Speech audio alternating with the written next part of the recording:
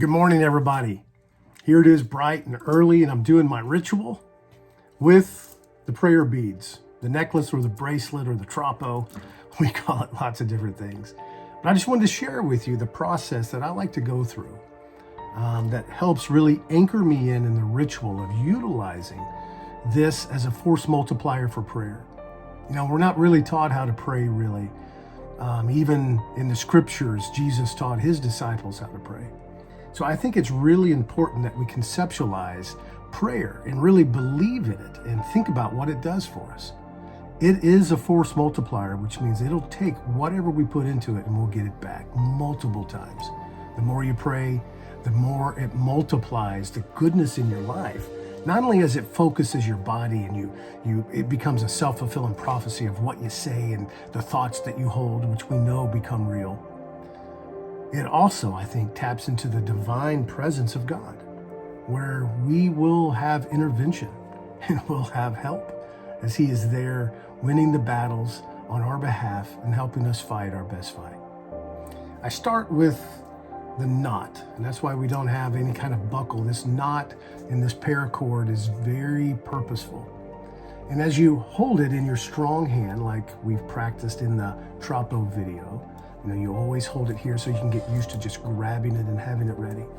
As you hold it here in your strong hand, if you're right-handed, that's your right hand. If you're left-handed, that's your left hand. This knot is the tie that binds us to our mission, to this body, and it helps us be grateful for the life we've been given. Oh, if you woke up today, you already have something beautiful to be grateful for, something wonderful. Life is a gift. And as we hold it here, we can begin to feel that as a kinesthetic anchor. And it helps me breathe and become present so that as I work from my strong hand to the other hand, or in this case for me, from the right to the left, I start with the first knot. And this represents the present, where I am right now. And when we're present, it helps change even the past. Because we know the past can be heavy, no matter what's happened to us. Even if it was full of burdens and trauma, we can let go of the past because the past has really forged me into what I am today. And if I'm a person who's determined to be the best version of myself, that means that I can be thankful for the past no matter what happened. And I can take it and use it as a force multiplier for me now. Now, this brass bead represents the categories, and you notice that there are 8 on each side. And then there are 2 beads associated with that brass bead, the 2 black beads. This represents the sage and the saboteurs, those 2 major personas of the personality of who we don't want to be, those voices of the past that accuses us and wants to keep us down, and then the sage, who we really want to be. Just like we've worked through in the categories in your OMA. So I'll pray beginning with the present that conquers the past when I'm present now. I'll pray through those 2 personas, calling out the saboteurs and the plans that they have to get me to focus on that negative answer to the question. The question that we all have. Do I have what it takes? The saboteurs want to accuse me of not having what it takes. Whereas the sages encourage us and they say, you do have what it takes. But they're honest, right? They tell us that we must take action. And then this first category, which is health and fitness. Now the other knot that surrounded the 2 black beads, this represents the future.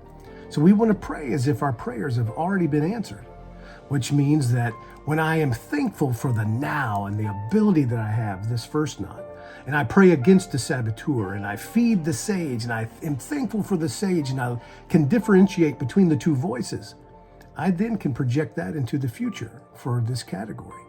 I can really see it. Yeah, I'm going to be healthy. I'm going to be fit. I'll be disease-free going into the future, all the way up to what I call my 100-year-old fitness plan. And that helps me develop the insight of what I must do.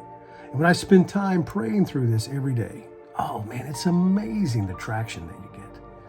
Then, of course, this next category, the second brass bead, is emotions and meaning. And then it goes on up through all of the categories, all the way to spirituality. And then once I go through that, I have the big brass coin here. And this big brass coin really is just the symbol of eternity and God. And I can do many things, including look through this hole that I've drilled into the coin. And it's a proven scientific method that when you focus like this, it's amazing how it changes your perspective. Now you'll notice the two sides of the coin. One of them is an Aztec calendar, and that represents the force multiplying of your schedule, making sure that you schedule things. Nothing's real until you schedule it. And so you get to categorize and organize your time. And when you get to the brass coin and you can feel that calendar on your fingers, another tactile anchor, you can begin to think, wait a minute, what are my priorities? The category of yes management is really magnified and multiplied here as you realize, wait a minute, time is my most precious commodity. And whatever I'm trading time for, I had better make sure that it's really worth it. And in our coaching process, ask me about the idea of what makes time and trading it for money even possibly worth it.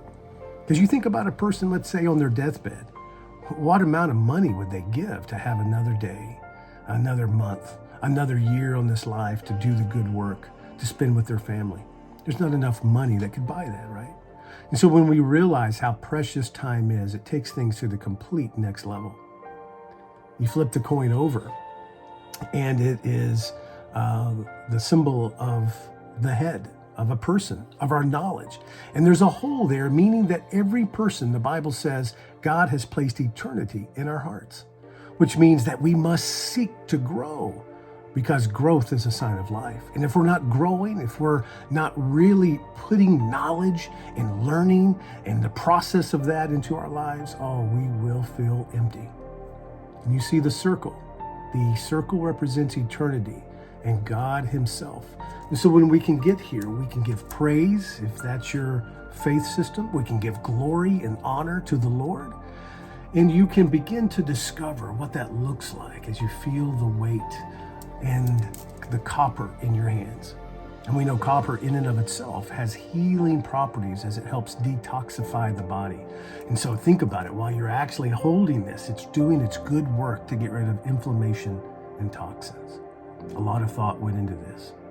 And so I'll talk you through on another conversation that we have in our coaching about what this prayer that I do actually looks like. God bless you. I look forward to hearing from you soon.